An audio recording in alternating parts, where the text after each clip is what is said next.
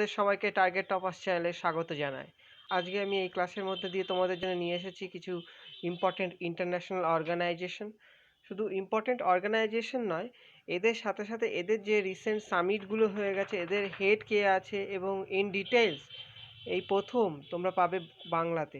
সবার প্রথমে আমরা দেখে নেব ইউনিভার্সাল পোস্টাল ইউনিয়ন। তো ইউনিভার্সাল পোস্টাল ইউনিয়ন কোথায় অবস্থিত? এটা কিন্তু বার্নে অবস্থিত, যেটা সুইজারল্যান্ডে। এবং সুইজারল্যান্ডের বার্ন এখানে কিন্তু 1874, তো 1874-এ ইউনিভার্সাল পোস্টাল ইউনিয়ন, এটা কিন্তু পোস্ট অফিসের উপরে এরা কাজ করে। এই পোস্টাল ইউনিয়ন 1874 সালে স্ট্যাবলিশড হয়েছিল। তো যেহেতু আমি পোস্টাল ইউনিয়ন সম্পর্কে বলছি, এই ক্ষেত্রে আমাদের আরেকটা ইনফরমেশান জানতে হবে। লাস্ট ইয়ার 2020-তে 1 অক্টোবর 2020 এই তারিখে কিন্তু পোস্টাল ডে হিসাবে সেলিব্রেট করা হয়েছিল, পোস্টাল ডে। আর এই ক্ষেত্রে এটাও মনে রাখবে, এটা কিন্তু প্রথমবারের মতো পোস্টাল ডে সেলিব্রেট করা হয়েছিল। এরপরে কি আছে? International labour organisation. International labour organisation কোথায়? এটাও জেনিভাতে অবস্থিত, আর এটা 1919-এ। তো এই ক্ষেত্রে আইএলও কিন্তু ইউনাইটেড নেশনসের যতগুলো অর্গানাইজেশনস আছে তার মধ্যে সবথেকে পুরনোতম। আর আমরা জানি 1 মে প্রতি বছর লেবার ডে হিসাবে সেলিব্রেট করা হয়ে থাকে। পরেরটা ইউনিসেফ। ইউনিসেফ কিন্তু নিউ ইয়র্কে অবস্থিত এবং 1946 সালে ইউনিসেফের প্রতিষ্ঠা হয়েছিল। ভারতের থেকে যিনি এই মুহূর্তে অ্যাম্বাসাডার আছেন তিনি কিন্তু প্রিয়াঙ্কা চোপড়া। এই প্রশ্নটা রেলের এনটিপিসিতে বহুবার এসেছে। ইউনিসেফের ব্র্যান্ড অ্যাম্বাসাডার কে আছেন? উনি কিন্তু প্রিয়াঙ্কা চোপড়া আছেন। এছাড়া ইউনিসেফের যে একটা প্রশ্ন এসেছিল রেলের এক্সামে, সেটা হচ্ছে ইয়ংগেস্ট কে আছেন, মানে সব থেকে কনিষ্ঠতম যিনি ব্র্যান্ড অ্যাম্বাসাডার হয়েছিলেন ইউনিসেফে, উনি হলেন বিলি ব্রাউন। এই বিলি ব্রাউন ইনি কিন্তু ইয়ংগেস্ট হয়েছিলেন যিনি ইউনিসেফের অ্যাম্বাসাডার, এবং ইনি আসাম থেকে বিলং করেন। ভারতবর্ষ থেকে একজন খেলোয়াড় যিনি ভারতের ইউনিসেফ ইন্ডিয়ার হয়ে ব্র্যান্ড অ্যাম্বাসাডার হয়েছেন, যেনাকে আমরা হিং এক্সপ্রেস বলে জানি, তোমরা সবাই জানো, হেমা দাস।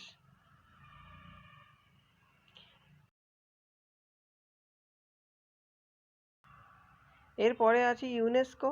ইউনেস্কো কিন্তু 1945 সালে প্রতিষ্ঠিত হয় এবং হেডকোয়ার্টার অবস্থিত প্যারিসে, এটা ফ্রান্সে অবস্থিত। ভারতে কিন্তু টোটাল 38টা সাইট আছে, ইউনেস্কো সাইট আছে রিকগনাইজড। 2017 সালে প্রথম কোনো সিটি হিসাবে কিন্তু Ahmedabad UNESCO heritage city status পায় এবং 2019 সালে দ্বিতীয় সিটি হিসাবে জয়পুর এই স্ট্যাটাস পেয়েছিল। এছাড়া কয়েকটা ইম্পর্টেন্ট ইউনেস্কো সাইট যেগুলো ভারতে অবস্থিত তার মধ্যে আছে যেমন ভীমবেটকা, যেটা তোমরা জানো স্টোন এজ, এটা কিন্তু 2003 সালে ইউনেস্কো স্ট্যাটাস পেয়েছিল। 2004 সালে আয়রাভটেশ্বরা টেম্পল এবং বৃহদেশ্বরা টেম্পল, এই দুটো মন্দির কিন্তু ইউনেস্কো স্ট্যাটাস পেয়েছিল। এবং আমি এই দুটো মন্দির সম্পর্কে যেহেতু বলছি, তোমাদেরকে এটাও জানতে হবে যে আয়রাভটেশ্বরা এবং বৃহদেশ্বরা টেম্পল কিন্তু নির্মিত হয়েছিল চোলাদের দ্বারা। এছাড়া তোমরা প্রথমে অজন্তা ইলোরা তোমরা জানো 1983 সালে প্রথম ইউনেস্কো সাইট হিসাবে এরা রেকগনিশন পেয়েছিল। নেক্সট, এরপর কি?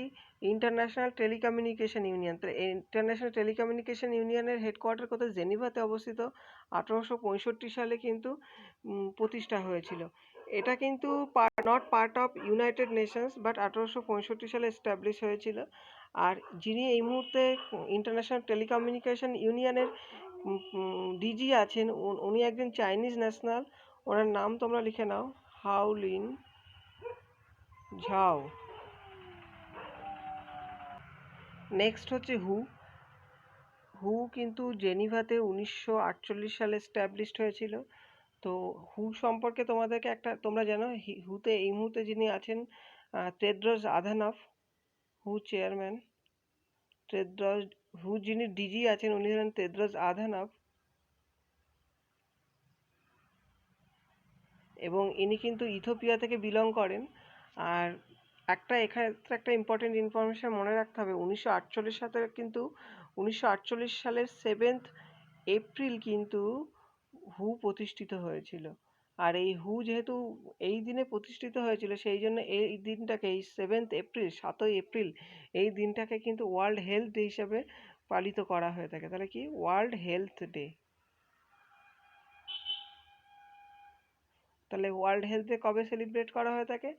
ওটা কিন্তু 7th এপ্রিল। আর কেন করা হয়ে থাকে? এই দিনে কিন্তু ওয়ার্ল্ড হেলথ অর্গানাইজেশন 1948 সালে প্রতিষ্ঠা হয়েছিল। সেই দিনটাকে স্মরণে করার জন্যই 7th এপ্রিলকে আমরা ওয়ার্ল্ড হেলথ হিসাবে সেলিব্রেট করে থাকি। পরেরটা, এরপর কি, ইউএনডিপি। তো ইউএনডিপি কি? ইউএনডিপি কিন্তু নিউ ইয়র্কে অবস্থিত, ইউনাইটেড নেশন ডেভেলপমেন্ট প্রোগ্রাম। তো ইউএনডিপি কিন্তু 1965 সালে স্থাপিত হয়েছিল। আর ইউএনডিপিতে যিনি এখন এই মুহূর্তে আর ইউএনডিপিতে যিনি এই মুহূর্তে ভারতের থেকে, এছাড়া ইউএনডিপিতে একটা গুরুত্বপূর্ণ ইম্পর্টেন্ট ইনফরমেশন কারেন্ট অ্যাফেয়ার্সের মধ্যে পড়ে যায়। সেটা হচ্ছে ভারতবর্ষ থেকে একজন ব্র্যান্ড অ্যাম্বাসাডর হয়েছেন এই ইউনাইটেড নেশন ডেভেলপমেন্ট প্রোগ্রামে।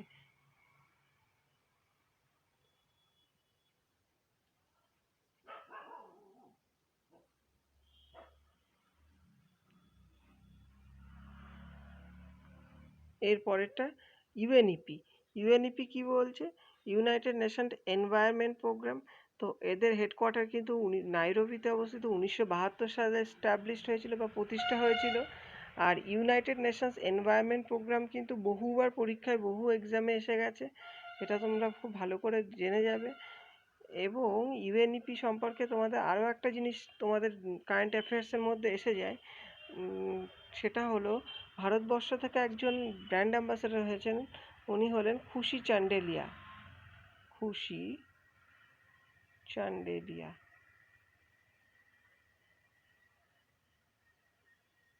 ইনি কিন্তু ইউএনইপিতে এই মুহূর্তে ভারতবর্ষ থেকে ব্র্যান্ড অ্যাম্বাসাডর। ঠিক আছে, চলো পরেরটা। এবার কি, ইন্টারন্যাশনাল অ্যাটমিক এনার্জি এজেন্সি। এই ইন্টারন্যাশনাল অ্যাটমিক এনার্জি এজেন্সি, এদের কাজ কি? এরা কিন্তু পৃথিবীর মধ্যে যে সমস্ত কান্ট্রিগুলো, এরা কিন্তু যে সমস্ত কান্ট্রিগুলোর অ্যাটমিক পাওয়ার আছে, সেই সমস্ত অ্যাটমিক পাওয়ারফুল কান্ট্রিগুলোর মধ্যে একটা কোঅর্ডিনেশন বা সমন্বয় করাই ইন্টারন্যাশনাল অ্যাটমিক এনার্জি এজেন্সির কাজ। তো এদের হেডকোয়ার্টার কিন্তু ভিয়েনাতে অবস্থিত এবং 1957 সালে এস্টাবলিশড হয়েছিল। এই ভিয়েনা কিন্তু অস্ট্রিয়াতে অবস্থিত। অস্ট্রিয়া কিন্তু ইউরোপে অবস্থিত। তোমরা নিশ্চয়ই জানো অস্ট্রিয়া আর অস্ট্রেলিয়া কিন্তু আলাদা। ঠিক আছে, এবং এরপর হচ্ছে ইন্টারন্যাশনাল এনার্জি এজেন্সি। তো এর আগে আমি যেটা পড়ালাম সেটা কি আছে? ওটা কিন্তু international atomic energy agency. But এইবারটা কি, ইন্টারন্যাশনাল এনার্জি এজেন্সি। এই ইন্টারন্যাশনাল এনার্জি এজেন্সি কোথায় হয়েছে? প্যারিসে, এবং 1974 সালে প্রতিষ্ঠা হয়েছিল। আর এই ক্ষেত্রে তোমরা মনে রাখবে, ভারত কিন্তু এই ইন্টারন্যাশনাল এনার্জি এজেন্সির তো টোটাল 30টা মেম্বার আছে। 30টা মেম্বার আছে, 22টা অ্যাসোসিয়েট এবং 22টা পার্মানেন্ট মেম্বার আছে, এবং 8টা অ্যাসোসিয়েট মেম্বার আছে। এই 8টা অ্যাসোসিয়েট মেম্বারের মধ্যে কিন্তু একটা ইন্ডিয়া আছে এই মুহূর্তে। তো সেই জন্য আমার মনে হয়েছে এই প্রশ্নটাও ইম্পর্টেন্ট, যেহেতু ইন্ডিয়া এটা কারেন্ট অ্যাফেয়ার্সের মধ্যেও এসে যায়। এরপরে কি, ইন্টারন্যাশনাল সোলার অ্যালায়েন্স। এটা তো খুবই ইম্পর্টেন্ট। এটা ভারতের গুরুগ্রামে অবস্থিত। এটা হরিয়ানার গুরুগ্রামে অবস্থিত। 2015 সালে এটার প্রতিষ্ঠা হয়েছিল। এবং এই ক্ষেত্রে তোমরা জানো, ভারত কিন্তু ইন্টারন্যাশনাল সোলার অ্যালায়েন্সের আগামী 5 বছরের জন্যে, এবং ইন্টারন্যাশনাল সোলার অ্যালায়েন্সে কিন্তু ভারতের একে মাথুর, ইনি কিন্তু ডিজি। এখানে তোমরা নামটা লিখে নাও, একে মাথুর। ইনি ভারতের পক্ষ থেকে ইন্টারন্যাশনাল সোলার অ্যালায়েন্সে এই মুহূর্তে যিনি ডিজির কাজ করছেন, তিনি কিন্তু একে মাথুর। এর পরেরটা, ইন্টারন্যাশনাল রিনিউয়েবল এনার্জি এজেন্সি। তো এই ইন্টারন্যাশনাল রিনিউয়েবল এনার্জি এজেন্সি, এদের কাজ কি? যে সমস্ত রিনিউয়েবল এনার্জি সোর্সেস আছে, সেই জিনিসগুলোর, সেই সমস্ত দেশগুলির মধ্যে কোঅর্ডিনেট করা, এই টেকনোলজিটাকে আরও অ্যাডভান্সমেন্টে নিয়ে যাওয়া। এর জন্যে এরা একটা এস্টাবলিশ করেছিল 2009 সালে। এটা হচ্ছে দুবাইয়ের আবুধাবিতে। আবুধাবি কিন্তু দুবাইয়ের ক্যাপিটাল। আর ইন্টারন্যাশনাল রিনিউয়েবল এনার্জি সম্পর্কে আমরা যেহেতু বলছি, তো রিনিউয়েবল এনার্জি প্রোডাকশানে কিন্তু ভারতবর্ষ পৃথিবীর মধ্যে 3 নম্বর স্থান অধিকার করে। রিনিউয়েবল এনার্জি প্রোডাকশানে সবথেকে প্রথমে যেটা আছে সেটা রিনিউয়েবল এনার্জি প্রোডাকশানে কিন্তু চায়না প্রথম স্থান দখল করে। এরপর কি রেড ক্রস প্রতিষ্ঠা হয় জেনিভাতে 1863 সালে।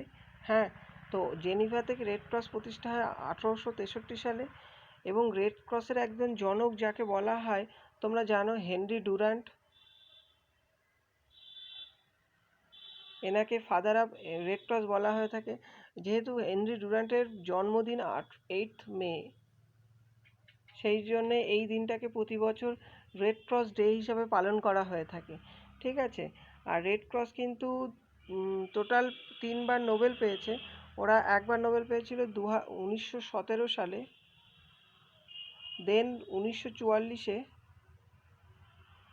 এবং লাস্ট টাইম আই থিঙ্ক 1961 সালে। আমি এইটা একটু ডাউট আছি, তোমরা একটু দেখে নিও, বাট এই দুটো আমি শিওর 1917 এবং 1944 সালে ওরা কিন্তু নোবেল পেয়েছিল। টোটাল 3বার পেয়েছে ওরা নোবেল।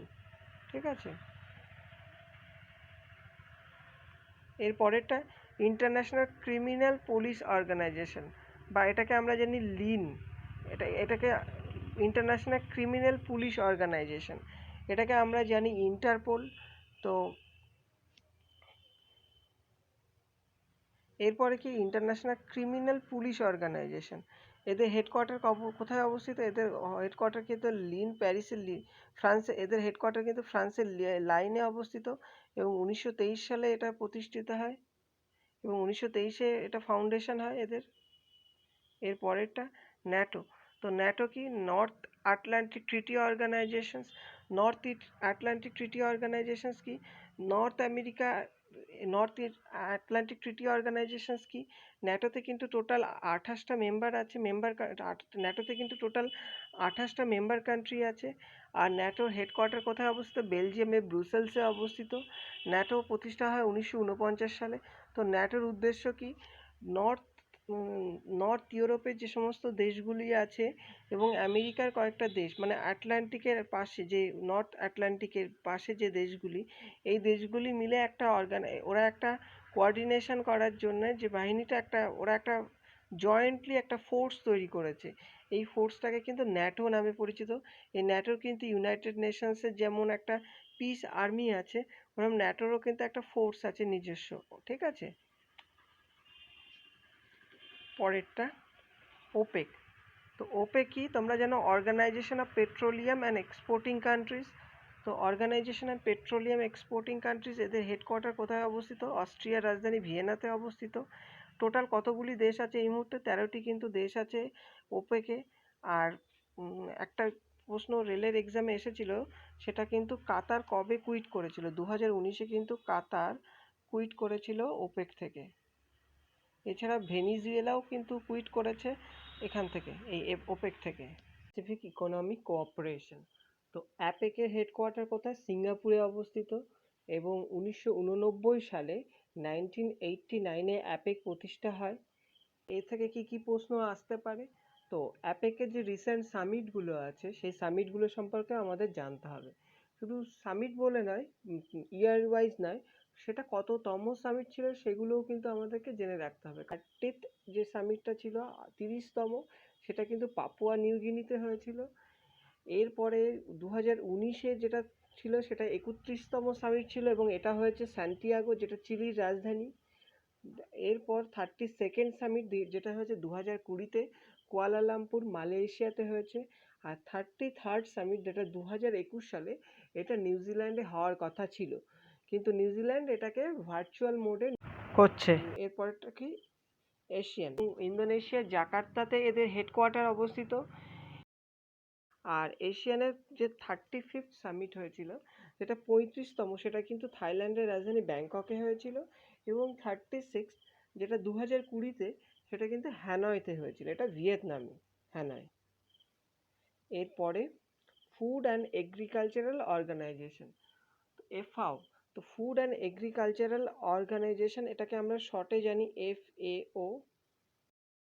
এদের হেডকোয়ার্টার কিন্তু রোমে অবস্থিত এবং 1945 সালে এই ফুড অ্যান্ড এগ্রিকালচারাল অর্গানাইজেশন প্রতিষ্ঠা হয়। এই এফআও থেকে আর কি কি প্রশ্ন আসতে পারে আমরা দেখে নিই এক্সামে।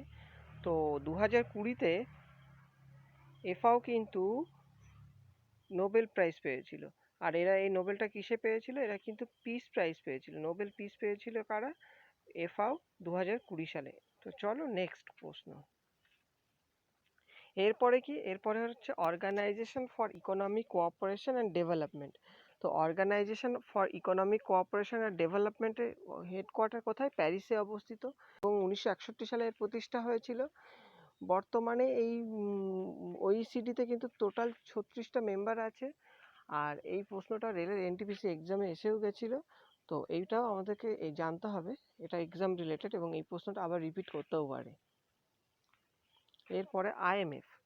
তো আইএমএফ কি? আইএমএফ এর কোথায়? আইএমএফ এর হেডকোয়ার্টার কিন্তু ওয়াশিংটন ডিসিতে অবস্থিত, যেটা ডিস্ট্রিক্ট অফ কলম্বাস, তোমরা সবাই জানো। তো ডিস্ট্রিক্ট অফ কলম্বাস আইএমএফ এটা কিন্তু আলাদা, মানে আমেরিকাতে দুটো ওয়াশিংটন আছে। একটা ওয়াশিংটন স্টেট আছে যেটা উত্তর পশ্চিম দিকে অবস্থিত, আর Washington DC district of Columbus এটা হচ্ছে ওদের রাজধানী।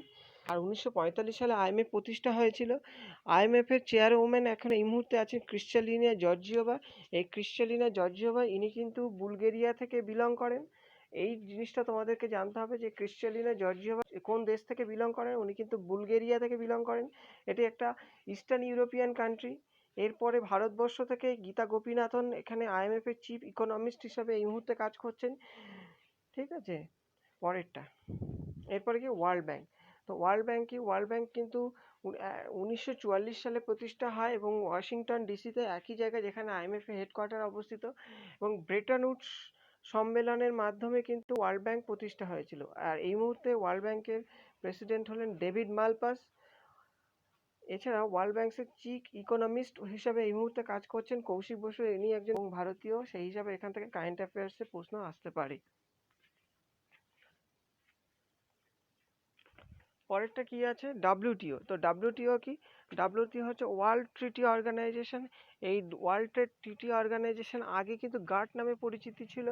1995 সালের সেটা একটা মারাকেস এগ্রিমেন্ট, যেটা মরক্কোতে হয়েছিল, সেই এগ্রিমেন্টের মাধ্যমে ডাব্লিউটিও কিন্তু 1995 সালে, তোমরা মনে রাখবে 1995 সালে কিন্তু প্রতিষ্ঠা হয়েছিল। তার আগে এই সংস্থাটি ছিল, সেটা অন্য নামে ছিল, গাট নামে।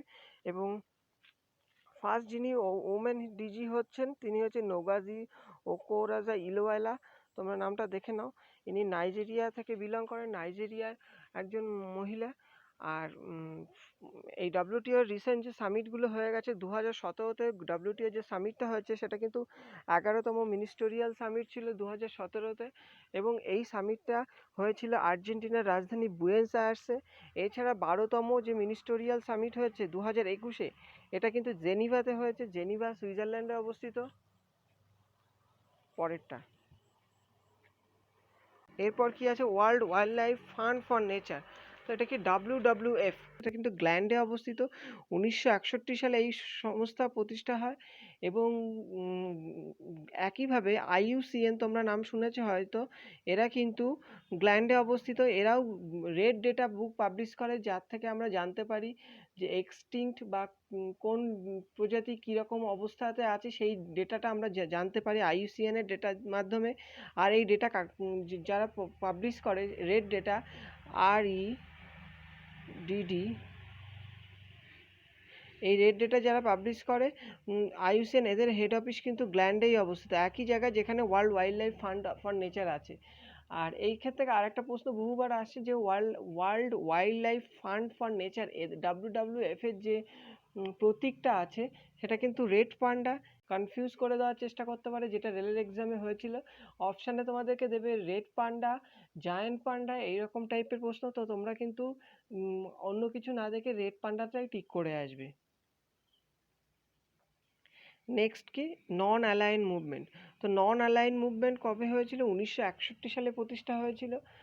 এটা একটা গুরুত্বপূর্ণ অর্গানাইজেশন, এটা আমার মনে হয় তোমাদের জানার দরকার। এরা কিন্তু প্রতি বছর একটা করে সামিট করে এই NAM কান্ট্রিগুলো সবাই মিলে। এরপর কি ইন্টারন্যাশনাল মেরিটাইম অর্গানাইজেশন। তো ইন্টারন্যাশনাল মেরিটাইম অর্গানাইজেশন কোথায় অবস্থিত? এটা লন্ডনে অবস্থিত ইন্টারন্যাশনাল মেরিটাইম অর্গানাইজেশন, এবং 1948 সালে এই ইন্টারন্যাশনাল মেরিটাইম অর্গানাইজেশন প্রতিষ্ঠা হয়েছিল। পরের প্রশ্ন কি? International metrological organisation.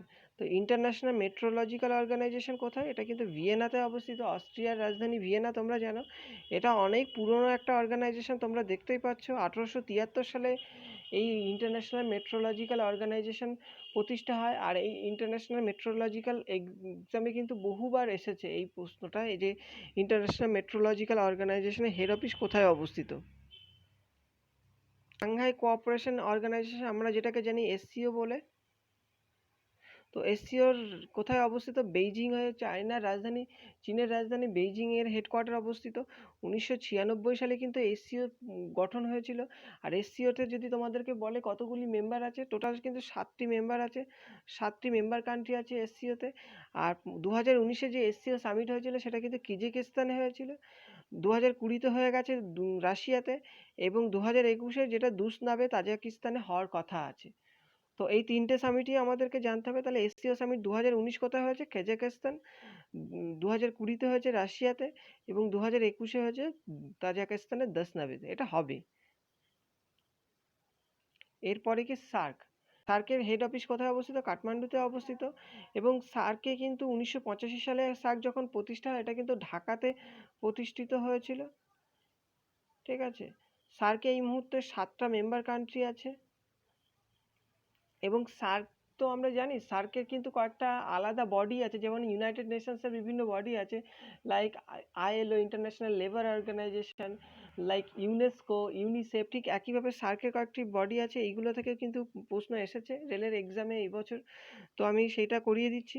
যেমন প্রথম এই প্রশ্নটা এসেছিল, সেই জন্য আমি লাস্ট থেকে পিক করছি। সার্ক ডেভেলপমেন্ট ফান্ড, এটা কিন্তু ভুটানের রাজধানী থিম্পুতে অবস্থিত। এছাড়া সাউথ এশিয়ান ইউনিভার্সিটি, এটা নিউ দিল্লিতে, আমাদের ভারতে। South Asian Regional Standards Organisation, এটা হচ্ছে ঢাকাতে অবস্থিত। সার্ক আরবিট্রেশন কাউন্সিল কিন্তু পাকিস্তানের ইসলামাবাদে অবস্থিত। ঠিক আছে। এদের তো 4টে তাহলে বডি আছে, এই 4টি বডি সম্পর্কেও আমাদেরকে জানতে হবে। নেক্সট কি আছে? বিমস্টেক। তো বিমস্টেক কোথায় হয়েছিল? 1997 সালে গঠন হয়, এবং এদের হেডকোয়ার্টার কোথায় অবস্থিত? ঢাকাতে অবস্থিত।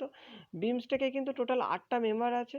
এটা তোমাদের খুব ইম্পর্টেন্ট আমার মনে হয়েছে, কারণ এই টাইপের কতগুলি মেম্বার আছে, এই টাইপের প্রশ্ন এক্সামে এনটিপিসিতে এসেছে, রেলের এক্সামে।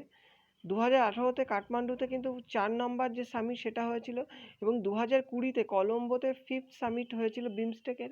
আর এই প্রশ্নটা এখান থেকে কিন্তু রেল প্রশ্ন দিয়েছিল যে 2020-তে বিমস্টেকের সামিট কোথায় হয়েছিল।